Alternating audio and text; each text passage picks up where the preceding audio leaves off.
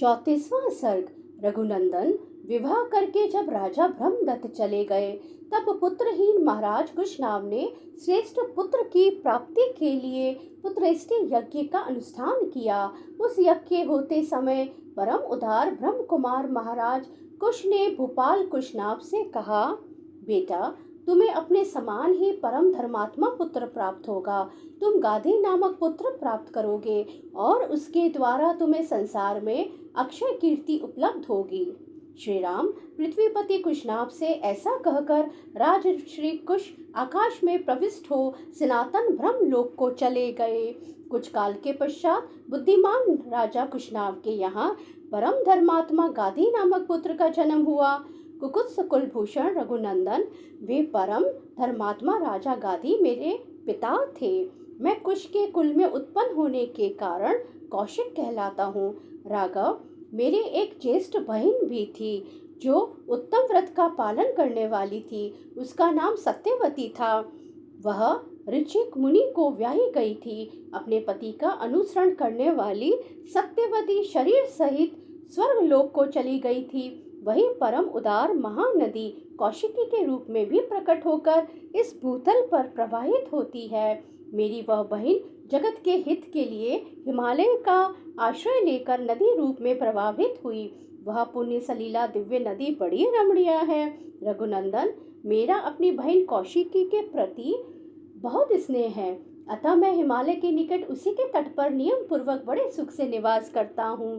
पुण्यमयी सत्यवती सत्य धर्म में प्रतिष्ठित है। वह परम सौभाग्यशालिनी पतिव्रता देवी यहाँ सरिताओं में श्रेष्ठ कौशिकी के रूप में विद्यमान है। श्री राम, मैं यज्ञ संबंधी नियम की सिद्धि के लिए ही अपनी बहन का सानिध्य छोड़कर सिद्धाश्रम बक्सर में आया था।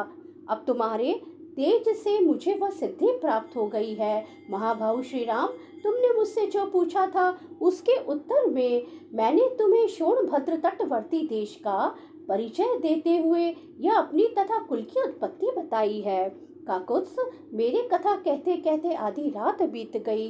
अब थोड़ी देर नींद ले लो, तुम्हारा कल्याण हो। मैं चाहता हूँ कि अधिक जागरण के कारण हमारी यात्रा में विघ्न ना पड़े। सारे वृक्ष निष्कंप जान पड़ते हैं, इनका एक पत्ता भी नहीं हिलता। पशु पक्षी अपने वास स्थान में छिपकर बसेरे लेते हैं। रघुनंदन, रात्रि के अंधकार से संपूर्ण दिशाएं व्याप्त हो रही हैं। धीरे धीरे संध्या दूर चली गई। नक्षत्रों तथा तारों से भरा हुआ आकाश शस्त्राक्ष इंद्र की भांति सहस्त्रों ज्योतिर्मय नेत्रों से व्याप्त सा होकर प्रकाशित हो रहा है।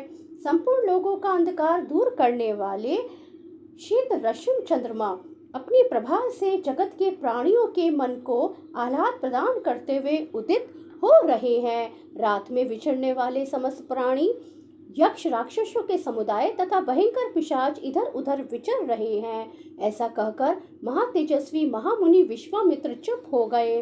उस समय सभी मुनियों ने साधुवाद देकर विश्वामित्र जी की भूरी भूरी प्रशंसा की। कुश पुत्रों का यह वंश सदा ही महान धर्मपरायण रहा है। कुशवंशी महात्मा श्रेष्ठ मानव ब्रह्मा जी के समान तेजस्वी हुए हैं। महायशस्वी विश्वामित्र जी अपने वंश में सबसे बड़े महात्मा आप ही हैं तथा सरिताओं में श्रेष्ठ कौशिकी भी आपके कुल की कीर्ति को प्रकाशित करने वाले हैं। इस प्रकार आनंद मग्न हुए उन मुनिवरों द्वारा प्रशंसित श्रीमान कौशिक मुनि अस्त हुए सूर्य के भांति नींद लेने लगे। वह कथा सुनकर लक्ष्मण सहित श्री राम को भी कुछ विस्मय हो आया। वे भी मुनि श्रेष्ठ विश्वामित्र की सराहना करके नींद लेने लगे। इस प्रकार श्री वाल्मीकि निर्मित आज रामायण आदि काव्य के बालकांड में 34वां सर्ग पूरा हुआ।